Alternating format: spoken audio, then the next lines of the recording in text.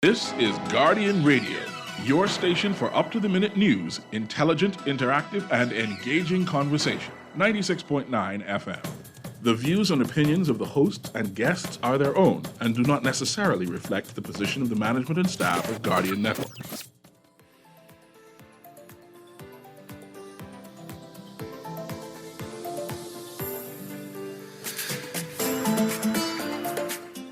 Good morning and welcome to Guardian Radio AM, and this is Friday, November 4th, and it's a little after 11 o'clock in the morning. Once again, this is C.A. Nuri, and I shall be your host for the day as we have a discussion about the Constitution. And in order to help me with this discussion, I have Professor Sidney MacArthur Walter Thompson, who's supposed to be calling in. He hasn't called in yet, so I'm hoping that he's hearing me and listening in, that he can call in now and he can join me on this conversation.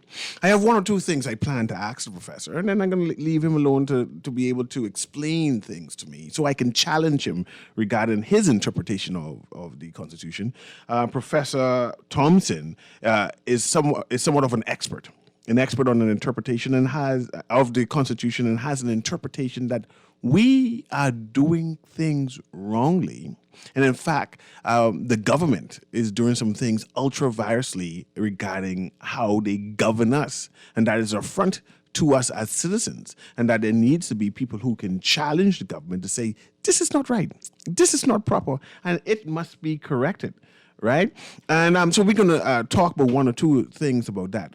And I'm one of the two things I wanted to discuss and asked Mr. Professor Thompson about is just recently we had the Minister of National Security, the good gentleman. He critiqued and criticized the Director of Public Prosecution, right? And saying that they were doing some things wrongly, and that is affecting policing, right? And that for lack of a better word, and I'm paraphrasing now, and I should find that and just read it into the record one time. I may have a chance to do that. The Director of Public Prosecution are not doing their cases properly, and that they are putting people on bail, and that they are responsible, for lack of a better word, crime in the Bahamas. And I read it, and I tried to empathize with the Minister of National Security, and I concluded he has no right to talk to the Director of Public Prosecution, because the judiciary is an independent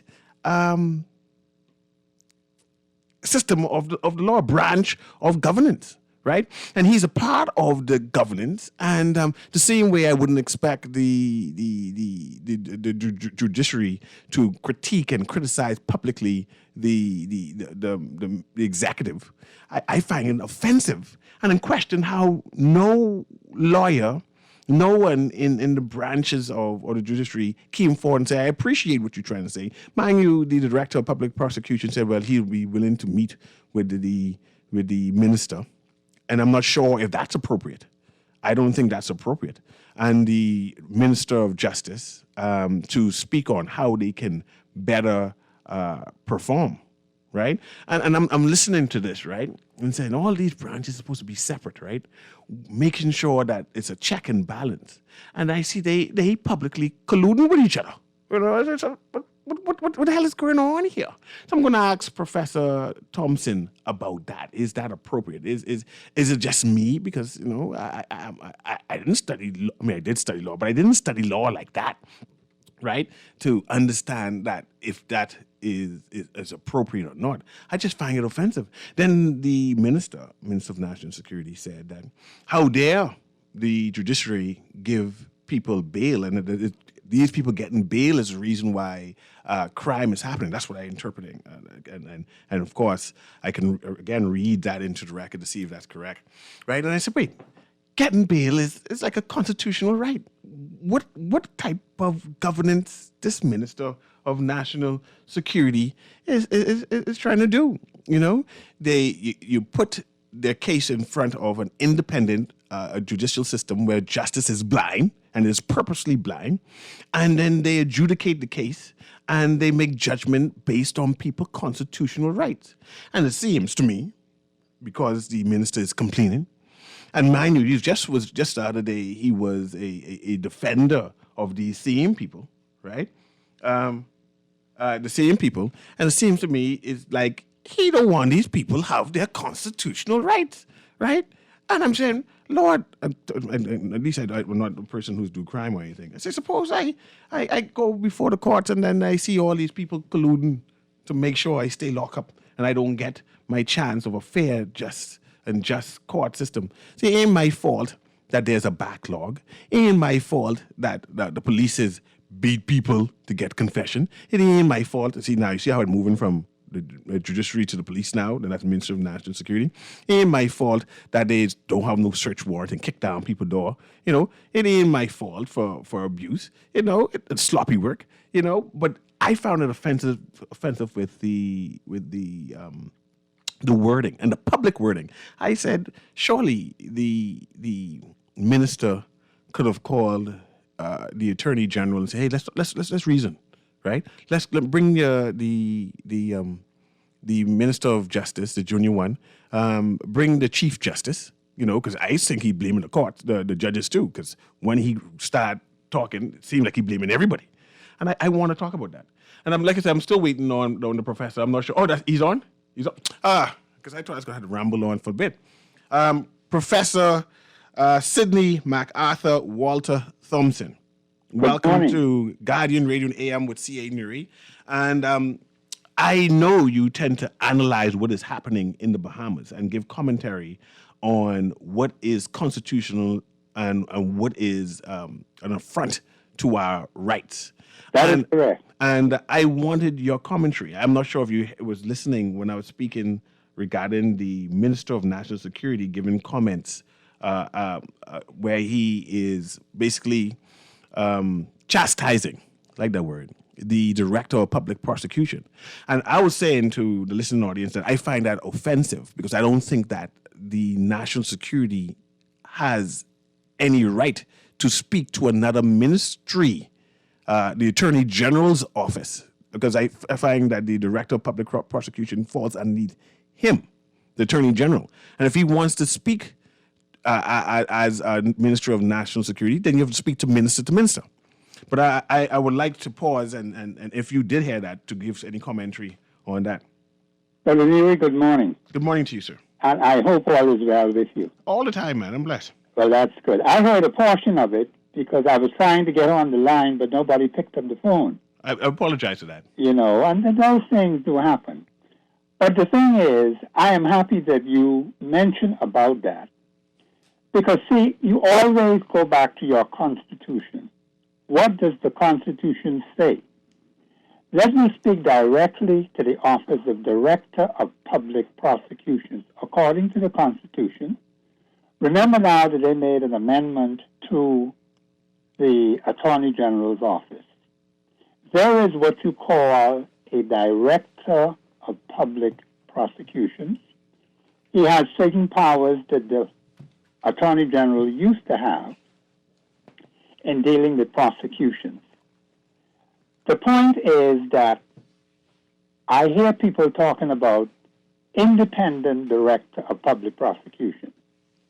There is no such thing as an independent Director of Public Prosecution. What do you mean by that? That doesn't exist. It's not in the Constitution. Okay, go ahead. Okay? You could check the document, because I went through this very thoroughly with a fine-tooth comb, more than once. There's no such thing. You have the Office of Director of Public Prosecution, but the Office of Director of Public Prosecutions is not an independent office, only in the sense that he can deem in his mind he wants to take action against a particular person. He can do that. He has the power to do that. He has the power to stop a case, cancel it, whatever he wants to do with it. He has those powers. Those powers are given to him in the Constitution. But here is the catch, and I'm going to deal with the Minister of National Security later. The catch is if the Attorney General gives the Director of Public Prosecutions an oral or written statement, he has to carry it out. He cannot tell the Attorney General, no, I ain't going to do it. He has to carry it forth. Now, it's unfortunate what happened with Minister of National Security. See, the problem is sometimes people don't realize, are you a defense attorney? Are you a prosecutor? Are you a judge? Whatever you're supposed to be. I believe the minister got carried away because what he did was totally unconstitutional. Explain that to me. Why would you? To me, man, I had problems with it, right? No, there are serious problems with that. But I want to know what you were trying to say to me. Why are you saying that it's unconstitutional? Because it's not according to the Constitution. He has no jurisdiction over the Director of Public Prosecution. Let's make that clear. Okay, let's start That's with constitutional. that. Let's start with that. But you have to start with that. But I want to add this to it. Yeah. You know that there are police prosecutors, right? Yes. And the Minister of National Security is over or responsible for the police prosecutors. Now, notice what you just said. Police prosecutors, not the Director of Public Prosecution. There's a difference. Big difference. I see what you're trying to say. And that's No, perhaps but that's you why have to go I according felt to law. that's why I felt it was offensive. That and then It's I more found than it offensive. It's out of problematic. line. That no lawyer said anything. The Attorney General didn't say anything. He just sent his assistant junior and said, "Yeah, y'all go talk But to him." let me just say this. Do not see. You cannot wait for someone to say something, particularly if it's not in their best interest. They're not going to speak to it at all. Because remember now, someone called me and asked me about the ruling of a judge. I went on air and I said, the ruling of the judge is his legal opinion. He didn't make a ruling according to the Constitution. It was a figmentation in his head. That's all that was. Just like the woman in Baintown has an idea. She got 5 boys trying to feed them hungry children. The man in Foxville with his 6 girls. The woman in Engleton with 4 disabled children. They all have opinions. His one was only an opinion because it was not constitutionally sound. Now, what the government did was, I know about 2 or 3 days later after it made that comment, the Attorney General said that it was his legal opinion also. They took it to the appeals court and it was knocked down. And that was the end of the matter. You see, the thing is, things must be done according to law. So not because a person is in the office means that they're going to be acting constitutionally. Do not expect an attorney or someone who you think ought to do something, doesn't do something, doesn't say anything, and doesn't make it right, Mr. Newry. People have their own objective, their own reasons as to why they may do certain things. When I look at something, I always ask myself, is it constitutional? And I know my sister, she pesters me with all kinds of questions, particularly when it comes to the Constitution, and other persons who know me well. The point is, I always start, is it according to the Constitution? The Minister of National Security was out of order completely. What about his commentary about bail? And basically, and this is what I interpret it, and it's just me, layperson, I ain't smart, saying basically that it was the judiciary who are giving these people bail, and that again, my interpretation, that no bail should be granted, especially for these repeat offenders. And to me, I think that the Minister of National Security overstepped in his commentary again, being a lawyer where he fought for appeals and bail all the time as a defense attorney, to come here underneath a different hat. To say it's unfair and you're causing the problem. I said, stop it. Newry, you hit the nail right on the head. You know, sometimes the fellow ain't sure what he's supposed to be. That's just what is happening right there. Is he a defense attorney? Is he a judge? Is he sitting on the bench? Is he a prosecutor? He's getting all mixed up.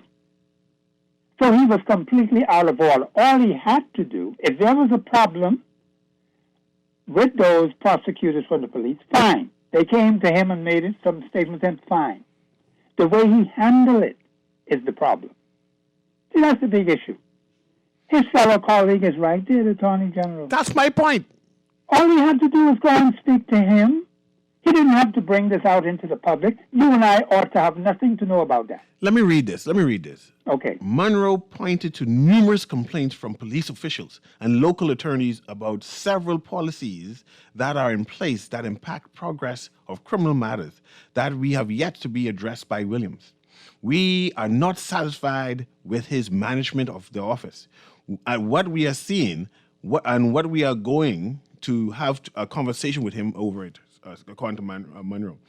We're not pleased, for instance, that you can have a case for murder that is being defended by 2 King's Counsel and a number of junior lawyers, and he would not be doing it personally, and people at the higher level would not be doing it.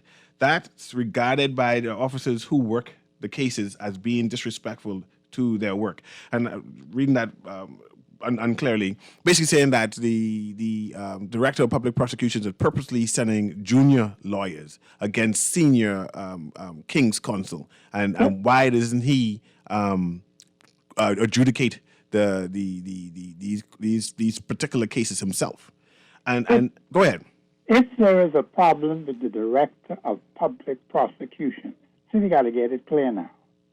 That's not Mr. Monroe's call. That is the call for the Attorney General to deal with him. It's right in your Constitution. Perhaps he's making a case, and now he's making a case publicly. Well, then the point when the maneuver is happening, you say, see? Is he now a defense lawyer? What the hell is he? Is that what he is now? He is a minister of the government. You know, the judiciary and the executive not supposed to get mixed up, you know. Don't you know that, Mr. Newry? I'm listening. So I'm saying to you, the man got to figure out what the hell is he? What the hell is he? Is he a defense attorney? Is he a prosecutor? What is he? I would have thought he has the office of the Minister of National Security. That's one. Mm-hmm. Now, if you don't want to perform in that office, well, you know what to do. But he's basically questioning the competence of the director of. No. That's he did it. But he did it. No, sorry. He said he's independently in charge of the prosecution system. I've not been advised that there have been any appeals of those decisions onward to the Court of Appeal. That is troubling to me as a practitioner. Where is the Chief Justice in this? That's what I said. This bay bull. And nobody, the Attorney General ain't come out and say, hey, stop it. Yeah, maybe what you doing here is attacking my entire office because he falls underneath me, and I am responsible overall in terms of how the prosecution, how the Attorney General office looks. But there was silence. So, Brother Newry, maybe the two of them went to sleep. See, I've watched this with the current administration. The ministers keep falling down over one another. Making contradictory statements. This isn't the first time this has happened. You look at the record of Mr. Davis's administration. There is no such thing as no Davis-Cooper administration. Let me put that in there right now. No such thing in this country. You sure? They promote us too. There is no such thing as a Davis-Cooper administration. Check your Constitution. Okay. You see, we allow so much crap to be going on. People talking foolishness all the time. Now, there's such a thing as the Davis administration. Mm-hmm. That's a whole horse of a different color. But no such thing as no Davis-Cooper administration. That's a figmentation of somebody's mind. And I agree with you, and I yield. No, but it's not constitutional. That's why we have all these problems, Mr. Newry. Mm-hmm. Because we're not following the law. The next thing you could try to tell me, Professor Thompson, there's no such thing as First Lady of the Bahamas. And see, and I can't handle you. I can't handle you trying to Don't laugh. No mind, it's real talk. Just can't be laughing at me on the station. You next thing you man laughing at me. I have a caller, Professor. Let me patch you the call. Let me see what the caller says so I can move on. Go ahead, caller. Hello, good morning. How are you guys doing? I'm doing well. I'm talking to Professor Thompson about the Constitution. Question for the professor. They said the Constitution is open to interpretation and is a legal binding document. I think that's what it is. I have a friend of mine, they tend to taunt me as relates to the Constitution. As relates to what I want to ask the professor, this was being on my mind. If persons enter your country, both persons enter your country illegally, and they have an offspring, and then that offspring is given citizenship, is that legal? I mean, as relates to the Constitution. I mean, I was thinking, Constitution shouldn't give way to illegality or reward something that was illegal and be rewarded with citizenship or whatever. My last point is, like I say, persons who knowingly do this, or the offspring, they tend to taunt Bahamians by saying, it's our Constitution. And it's almost like an incentive to continue to do it, even though persons may deny it, say, oh, no, this don't happen, or anchor babies. Well, of course, we don't have anchor babies, but in a way, is indirectly some type of anchor situation going on here. And my last point is, if Mr. Nuri sells me a stolen car, and the police come back and take the car, I cannot say, hey, the car, I bought it free and clear. Just because I didn't know doesn't make it right. It's still illegal in my opinion. So how could it turn to be legal? I guess I just want to clear it up. I'll hang up on this one. Did you get it, Professor, or want me to paraphrase? Brother Newey, I think he mentioned 3 points. Now, I want to be crystal clear as to what he is referring to. So then I'll ask you the first point that I understood. Let's take it point by point. If you'd like to make a call, Yes. please. Okay, the first point is he wants to know if an undocumented person comes into the Bahamas, can that person ever get citizenship under our Constitution once they came in the country illegally? I'll ask this question. Can the Constitution of the Commonwealth of the Bahamas support anything that's illegal? Are you trying to say the granting of citizenship is illegal, or are you trying to say coming into the country is Answer the illegal? question, Brother Newey. I answered it. I trying to say that's two different issues. No, but notice what I asked you. Mm-hmm. Can the supreme law of the Commonwealth of the Bahamas, so I can rephrase it, support anything that's illegal?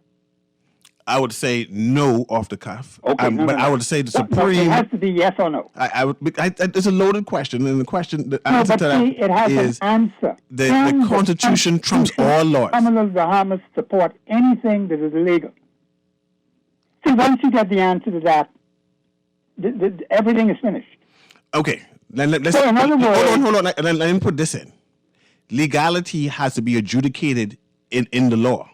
Would you say that? Brother Newey. No, that's yes or no question. Brother Newey. But you give me a yes or no question, then I ask you a yes or no question. Then you but say, see, I am saying to your Constitution is the supreme law of the land. and I'm saying what is illegal, what is deemed illegal, has to be The adjudicated Constitution in the law. determines what is legal. That's why you have a legal document. But Mr. who determines whether it's legal or illegal? Where does that happen? What happens is this. If there's a dispute between two parties, Yes. listen to me carefully now. I gone quiet. You go before a court, a properly constituted court. You know that some people got their own court, and they do their own thing, and they make a judgment. Now, if you want to fool around with them, well, then that's a different kettle of fish. You can have an individual sitting on that bench making a ruling. Either the ruling is constitutional or not. Just like I said about the judge sitting on the bench making a decision on citizenship, and it was his legal opinion, and it had to be thrown out. So the person sitting there makes a judgment, and I always say to myself, is it according to the Constitution? If it isn't, then it's just null and void. Because, see, it happens, Brother Newey. That's what we need to understand. The Constitution is never wrong, you know. But right now, Professor, you're preaching now. I want to know, in your opinion. No, I only can answer what is constitutional. So you I say don't want to put an opinion in there. So that's see, what, I can have an opinion. So I want you to conclude on this. You're No, saying that is unconstitutional. I'm saying to you. So I want to be clear because it's ambiguous. Well, let me make it clear then, Okay, because I made it clear, but you didn't get it. Okay, go ahead. The Constitution of the Commonwealth of the Bahamas cannot support anything that's illegal. Because if it does, then you need to throw it out the window and forget about it. And that was made unclear. The question is precise. Can a person who entered the country illegally, right, undocumented person, is that person able to seek citizenship? That's either yes or no, based on the Constitution. That person is here illegally means you have no rights. So you just arrest that person and deport them. So I can have it juxtaposed to the United States Constitution. I don't know nothing about the United States Constitution, and I always U.S. Constitution. And I always saying that we should only concentrate on the Bahamian Constitution. Well, I just want hold on. Give me 2 seconds. Give me 2 seconds. So you're trying to say that an undocumented person who enters the United States does not have for them over there now. What they do over there. Okay, let's change it to England. An undocumented person who entered United Kingdom. You're saying that there's no possible way for them to have a progress or a system to get a citizenship or papers or recognition or status. That's a right word. No, that's impossible. I'm saying to you. So you're not saying that? I'm saying to you, listen to me carefully now, because, you know, people got all kind of funny things in their head. Mm-hmm. A person comes here illegally. Mm-hmm. That person has no rights under the law. None. All you have to do is have him arrested and deported. So even though other countries who go through the same thing, especially I can use England, especially the United Kingdom, and they have a system where those same undocumented people, and this is the same type of law we adopted from them, they have a system where they can regularize those people. And you saying that our system does not have it. Mr. Newey. I just asking since I have no problem with the questions, you know. Okay. See, that's where we get all mixed up. We talk about what this one do in England, what this one do in Canada, what this one do in Australia. Don't worry about that common law system. We need to look at our own supreme law. Mm-hmm. That's why we get all mixed up. Because we always listen to what this one do, that one do, the next one do. And we ignore, see, I've seen this happen, you know. Uh-huh. We ignore what our Constitution says. The Constitution says any other law that is inconsistent with this Constitution, Article 2. That comes to my mind all the time. To the extent it is inconsistent with this Constitution shall prevail. And I want to ask the person's next question. The children of these migrants, undocumented migrants, right? They were born in the Bahamas.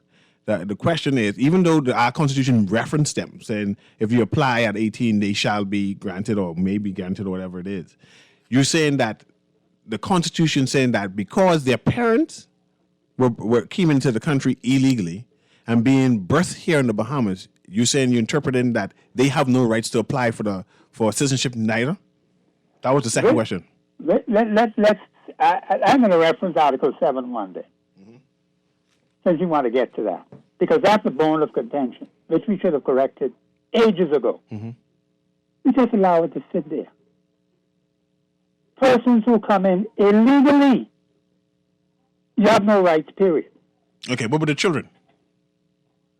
The children? Yeah. The children go with the parents. But how? Then that's two different entities. You can't say, my daddy robbed the bank, therefore I got to go to jail too. No. See, you can't separate the children from the parents. You can't? No. The parents are responsible for their children. We ain't talking about responsible. We're talking about the entity of the child. Surely we have rights of the child, the individual of the child, the individual of people. You can't lump what everyone. What does the Constitution say about that? I don't know what the Constitution says. Does our Constitution say anything about that? I don't know. You got to tell me that now. Well, that's why I'm answering you. What does the Constitution say? When you look at Article 7, it cannot apply to persons who come here illegally. People who are here lawfully in the country, and it gives you a time limit to apply, you know. Yeah, we ain't talking about the time limit. We trying to see. No, come on now. Don't talk about you not talking about no time limit. Time limit is important. That's why it's in the document. You just trying to confuse people. I'm trying to say Nuri, now. I'm not confusing anybody. Go ahead. If we're going to deal with our Constitution, we got to deal with what the Constitution says. And that's why I'm asking you, what does the Constitution says with the child? You're trying to say the Constitution said that because the parents came illegally, the child has no rights because the child is attached to the parents? I am saying to you, these children who are here with their parents who came illegally, the parents ought to be sent out of the country. And we move from that. We move from that. Yeah, go ahead. That's what's supposed to happen. And we're saying that the child has no rights. That's you saying also. The child has no rights. No, what I'm saying to you So you're not saying the child has no rights? No, I'm saying to you, in this particular instance, you got to deal with the law. No, I'm asking if the child have any rights. Rights for what? To apply for citizenship at 18. Because they were born here. I don't know about that. See? Let me read this anyway. And I have a caller who wants to ask you a question. So that's fine. I can read that and go to the caller, then you can respond to the caller, right? CA, your guest/caller, is entirely incorrect and should perhaps do his research before making his statements. The DPP's independence is enshrined in an act passed in 2017. Also, of course, judges make law. Under the doctrine of stare decisis, judges' rulings are given legal effect until overturned by a higher court or by Parliament. This caller is wrong on multiple levels and is spewing misinformation. Any comment on that? You know something? I think I'll just ignore that foolishness from that person. Because, see, all he has to do is go and check the article relating to the way how the office was set up for Director of Public Prosecution. If he can find evidence in the Supreme Law, see, I'm not interested in that other crap that he's talking about. That doesn't mean anything to me. If the Supreme Law says he's independent, well, then fine. But let me say that. I'm not interested in no ruling by anybody else, because it tells me in Article 2, if it's contrary to this Constitution shall prevail. It always prevails. But we want to listen to what that fellow say in England, that fellow say in Germany, that fellow say in France. That's why we don't have any, that's why we get all mixed up in this country, because we have no respect for our own supreme law. So the laws in England doesn't impact us at all? I'm not saying they don't impact us, I see, Professor. But I'm saying to you, we have our own Constitution, which is supreme. Which is supreme. It didn't say the things in England are supreme. I have another caller. The Constitution of the Commonwealth of Bahamas is supreme. I agree. I have another caller here who want to ask you a question, so let me pass them through so we can get that too. Go ahead, caller. Go ahead, caller. Hello. Address the professor. He's trying to run away from the question you were asking him. If I can come here from Timbuktu and I can sneak into your country and have a baby here, once that child reaches the age of 18 and you haven't discovered that I came from Timbuktu, that child has the right to apply.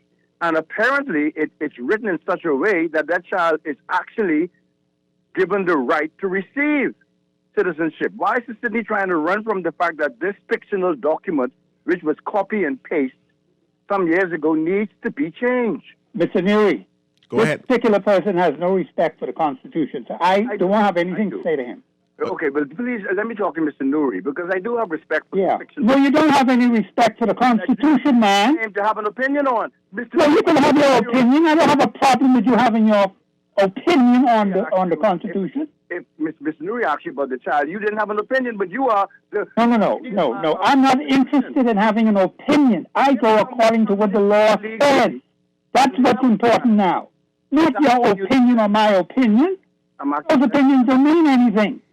Anybody can have an opinion, just like the judge sitting on the bench got an opinion. Constitution that you claim to be the doctor of. Does the child have the right to apply if the parent is here illegally? Both parents. Does the child have a right to apply at the age of 18? Yes or no? Okay, thank you very much. Answer that. I can push it to with Professor again, but thank you very much, caller. And Professor, some people have some angst about it, right? But the point is, yes, they may have concerns, but you have to go according to your Constitution. See, that has been the problem with the authorities in this country. They go by them and some see how they feel today. Well, they've been here too long. We can't send them out. But what kind of nonsense is this? And I appreciate that. Professor... But the point is, it gives a time limit when you look at Article 7.1. Persons who are here legally in your country, not people who are here illegally. And that's what we Because need. then why have 7.1 if anybody could come in and do an act as they please? You don't need to have it. We need to debate that. But Professor, I have a break. I have to go take this short break. Right. Look, let this be a short break, please. I have a Professor here, But anyway, we'll be right back.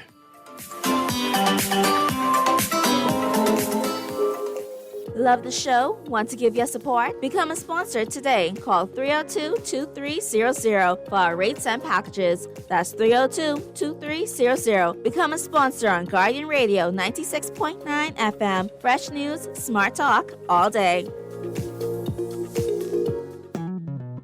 we go. J.S. Johnson Insurance Agents are the best. Reliable service, we've been on the scene, protected since 1919. J.S. Johnson Insurance has the test. You'll always cover me. J.S. Johnson Insurance, peace of mind. This is Guardian Radio 96.9 FM.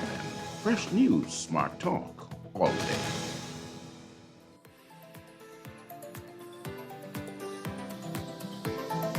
And welcome back to Guardian Radio AM with C.A. Nuri.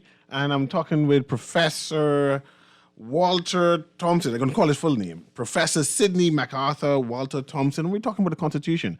And Professor, are you available next week? Because I have so much text what I need to read. And of course, the call is calling like crazy. Yeah, okay. And which day? I'll do it Monday because I haven't followed my calendar yet. So if you're free Monday, you can say Monday, or we'll do it on the same day. What did I say? Well, Wednesday. Wednesday's a rough day for me. Oh, okay. All right. Well, let's pick another date. Then. We'll be offline and continue the conversation.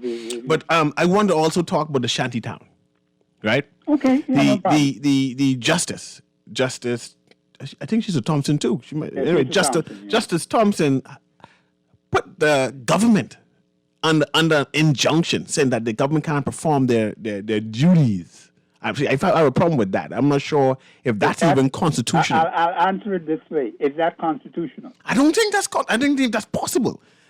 You mean to tell me a judge sitting on the bench could prevent a lawfully constituted government from carrying out its duty? There's something wrong with that for me. But it's simple. Like I said, I'm not educated like you all. That is why I'm saying to you, you got people doing all kind of crappy things.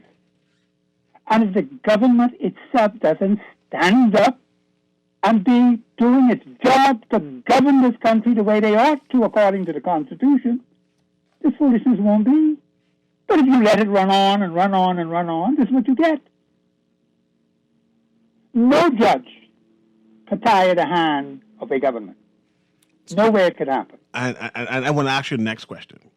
The justice said that moving forward, right, the government has to apply or come before another justice, or let's say for her, in front of her, and apply to get given permission to bulldoze an illegal shantytown.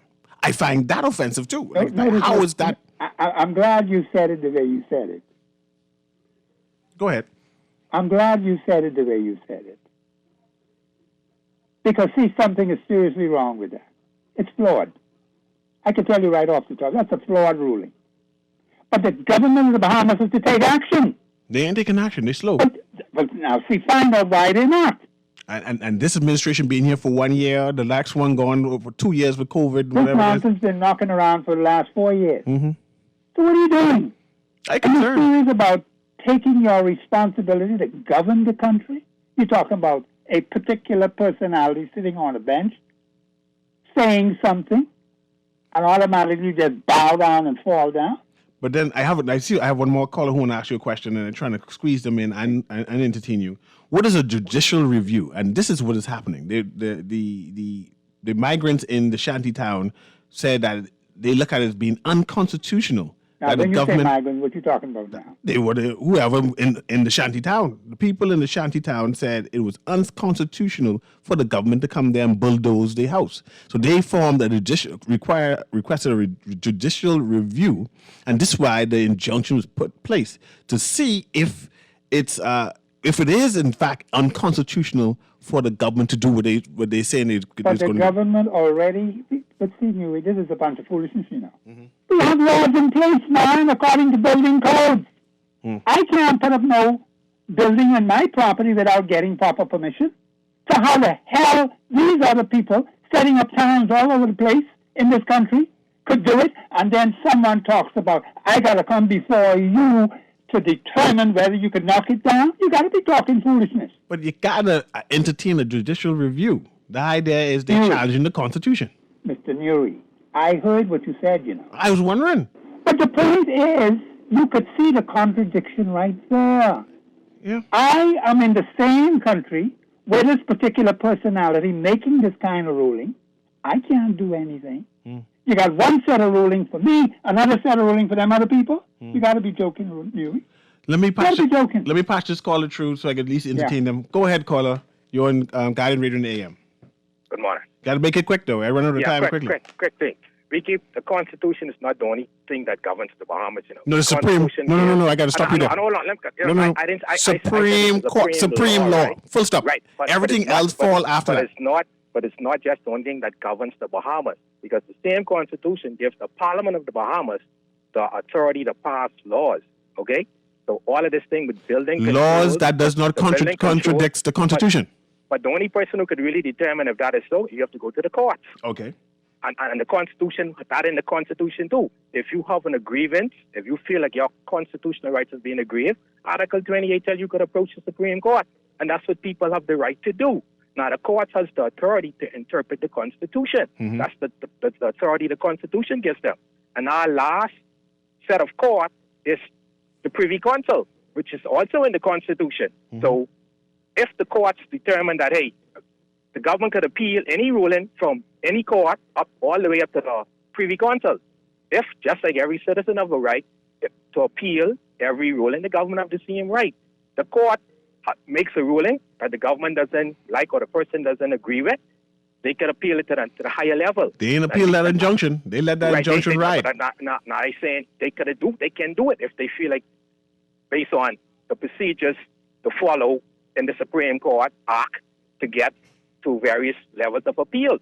But we can't keep just bombing the Constitution, bam, what the Constitution say. The Constitution say this. But everybody has an opinion on the Constitution. Even the judges who rule, they be given their opinion. That's why sometimes we have more than one judge sitting on a case. You have different, it don't be unanimous all the time. Because the laws in every country is up to interpretation. And the people who have that authority to interpret the law for it to be something to become legal, even though we mightn't agree with it or like it, is the people sitting on the bench at the various levels in our court. And that's a simple thing. I appreciate you, caller. Let me run to this next caller. Supreme law, and you can't. The professor seems like he's the only person who knows the Constitution. You see, he wouldn't answer straightforward question: yes or no. Can a person apply to be a Bahamian if their parents were illegal? Okay, the Constitution gives you that right, not only to apply but be registered as a Bahamian. You see, we keep missing out that part. They have a right to apply and to be registered based on certain conditions that the Constitution say, national security, and some other qualifications that you need to meet. I appreciate it, caller, but let me run to my next call so I can get everybody in. So I can bring the professor back and we can challenge him again. Patch the next caller through. Go ahead, caller. Yeah, yes. I want to agree with that previous caller that that the justices, that they are not the final say, as the Constitution says. You can appeal what they say, but they feel that they have the feeling that what they say is law and nobody like their words like the Pope. But it's not so, and the government need to appeal all of these rulings and get these matters matters done with it, so that we can have justice. What Bremen said, we need justice, law, and order in our country. Thank you, buddy. I appreciate that. I have another caller. Let's patch it through. Go ahead, caller. Then I can let the professor close all the thing. Go ahead, caller. How you doing? You're doing well. Go ahead. You know, if you see something happening, right, Mm-hmm. and you're confused about it, right, all you do is check the results. Okay? Now, if this situation is not resolved, what happens is that we will create another class of voter in this country. Okay, and that is a result. Now, if it's intentional or not, I can't say, but if the fellows keep on going like what they are into right now, they are going to create an expanded class of voters who are dependent on them. And that's just how it is.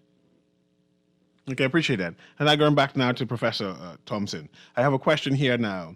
Is the Constitution just for Bahamian citizens or for anyone living in the Bahamas? Does the Constitution govern everybody, even the illegal? Not, Yes, it does. Yes, go ahead. Yeah, it says any person. It says any person. Yeah. So that's Bahamian, non-Bahamians, illegals, whatever. The Constitution governs all of that. Yes, that's correct. It's the supreme law of the land. Supreme law in the land. Yeah. And this injunction that we're under now by the justice, and the government refusal to challenge it or get it set aside and waiting for it to expire to ask the justice permission to carry out their mandate. What do you think about that? The government of the Bahamas has the authority to govern this country. No judge could stop that. None.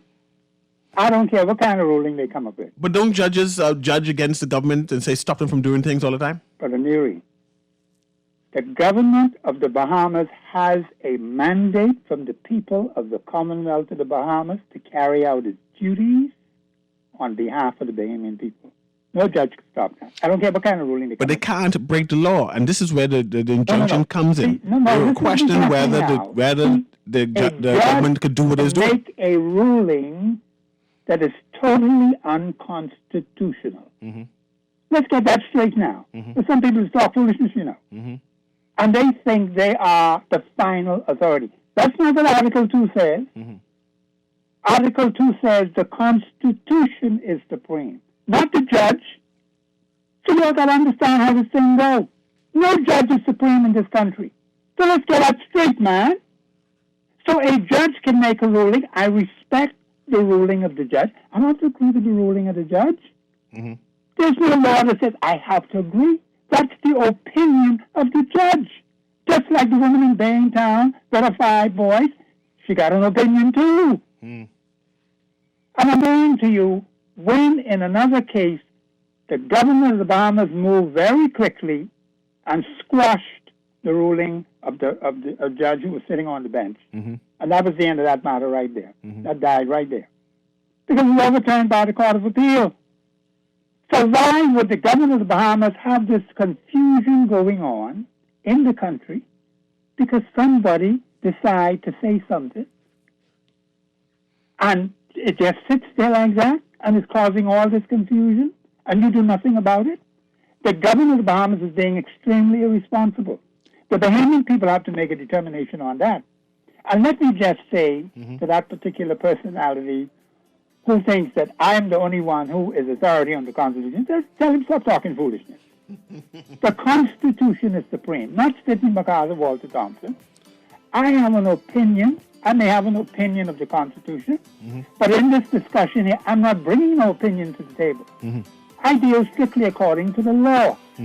There are some difficult questions that need answers. Professor Thompson, I got to go around the time. I will invite you back next week. We can work with that time, so where we can continue this conversation. I appreciate you coming on. This has been Guardian Radio with AM with C.A. Nuri. We're talking to Professor Thompson about the Constitution and its rights. And we'll have this continue this discussion again next week.